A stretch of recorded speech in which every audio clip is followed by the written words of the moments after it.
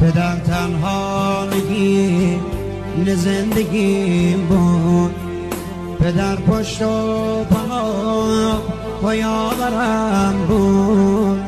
دوباره کاش میدی دمت بابا جون، غم از دلم برمی داشتی بابا جون. منو تنها نمی زشتی بابا جون. دوباره کاش بیای تا بخوابم، بگم دوست دارم بدی جوابم. بابا رفتی منو تنها گذاشتی، نمی اومد روزی ازم جدا شیم، نمی اومد روزی ازم جدا شیم.